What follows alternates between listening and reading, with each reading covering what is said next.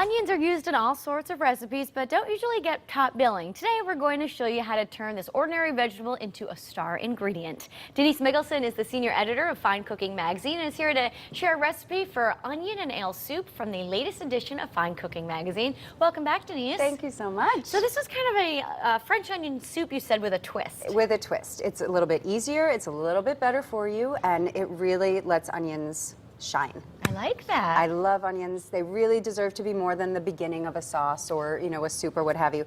One way that they really shine in recipes is if you caramelize them. Okay. And it's really simple. So you have to thinly slice the onion. So I'm going to show you how to do that. I don't know how to do this all right, at all. So you trim the root end. Obviously this is already peeled. You trim the root end, but you leave it intact because otherwise it will fall apart as you slice it. Then you peel it. You cut it in half. And now, if you cut it this way, give it a try. Real thin slices. Yeah, starting here, starting in the middle. Start at the side. And do real thin slices, but the point is you're cutting this way from the root end, through the root end, and the onions will keep their shape. Because, when you have an onion soup, you want the long, nice pieces of soft onion in there, right? How am I doing here, Denise? These are paper thin slices. I wish you could all see this. This is beautiful. Thank you. You're doing great.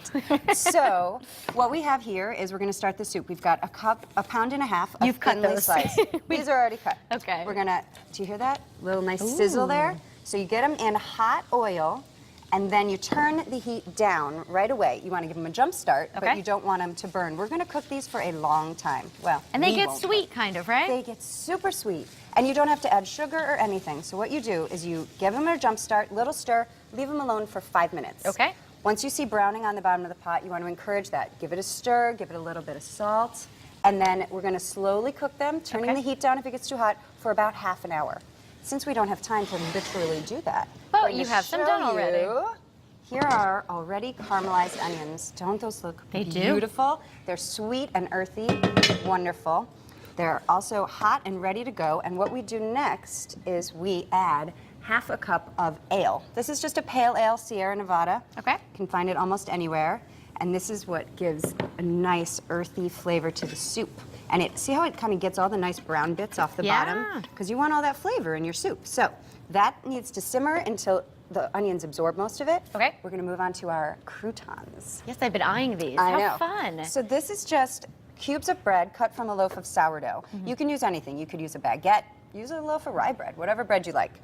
Cut them into 1-inch cubes, toss them with a little oil, and put them in a 425-degree oven until they're crispy. Okay. Then, here's the beautiful thing. Push them all together in the middle here, because we're going to sprinkle cheese on top. And if they were all spread out, the cheese would all go on the pan. And then, they're not in your croutons. And what we're going to do is take this. Now, this is crumbled gorgonzola. Okay. It's kind of a entry-level blue cheese, really. It's very mild, and it melts really nicely. So you're going to sprinkle all of that on top. If you don't like blue cheese, I grew up in Buffalo, we put it on everything. I'm obsessed with blue cheese. But if you don't like it, you could use Parmesan, you could use Gruyere, Fontina, whatever melts nicely and has a little bit of tang to it. Well, typically in the onion soup, you have a layer of cheese, I feel like, right? So see, this is easier. So we're going to make these croutons and put them in the soup. Otherwise, you'd have to transfer the soup to bowls, heat-proof bowls, put all this cheese on top, put it under the broiler. It's a pain. It's hot and it's messy and it's not great for you. This is a much simpler way to get the same crunch and tang. Sounds great. So we throw those into the oven and look what comes out. It's already melted. Oh, so it only had to be in there for like 3 minutes to melt. Isn't that beautiful? Lovely. These are going to give our soup some wonderful texture and flavor. Now, back to the soup. Yes. Once this ale is all absorbed, we're going to add chicken and beef broth. Oh, you combined it. We did, and it's another shortcut.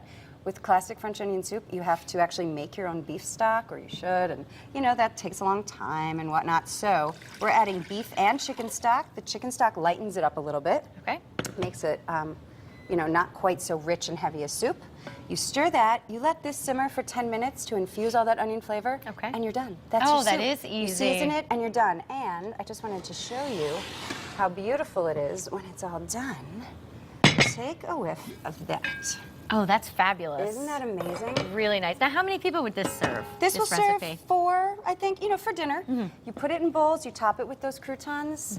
It's so comforting. Onions certainly shine. Onions are the star here, and it's delicious. Who doesn't love French onion soup? No, it's true. Denise, what else can we find in the magazine this month? Well, in the onion story, we have a wonderful onion risotto. We have onion rings. Oh my God, they're so good. New England style with cornmeal in the batter, really crunchy.